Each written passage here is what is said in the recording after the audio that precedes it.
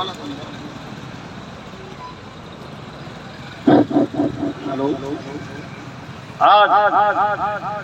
आपल्याला प्रश्न पडला असेल की या खुर्च्या नगरसेवक, सभापती, नगराध्यक्ष, सीओ हे काय चालू आहे बस स्टँडवर? मित्रांनो, तीर्थपुरी शहरामध्ये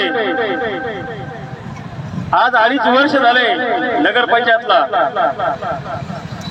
आणि 30 दिवसामध्ये सर्वसाधारण सभा घेण्याचा नियम असून सुद्धा इथली नगर प्रशासन, सत्ताधारी पार्टी ही नगरपंचायत वाऱ्यावर सोडून बेभरोसे राम भरोसे काम या नगरपंचायतचं चालू आहे आणि ह्याच्यात निषेधार्थ शिवसेना तीर्थपुरीच्या वतीने ही सर्वसाधारण सभा सर्व नागरिकांच्या उपस्थितीमध्ये आज शहर तीर्थपुरी शिवसेनेच्या वतीनं घेण्यात येत आहे। आज तीर्थपुरी शहरामध्ये ही तुम्ही परिस्थिती पाहता तुमच्या डोळ्यानं, हे समोर चिखल किती झालाय, लोक तीर्थपुरीमध्ये यायला कंटाळा करायला, मार्केट वाढायचं तर पाठीमागे चाललंय।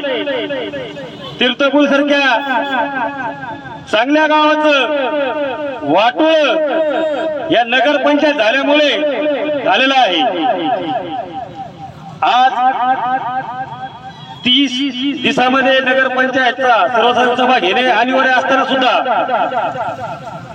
चुकीच्या पद्धतीनं नगरपंचायतचं काम तीर्थपुरी नगरपंचायतमध्ये चालत आहे आणि सर्व काही उंटावून शेळ्या हाकाचं काम या इथल्या सत्ताधारी पार्टीचं चालू आहे।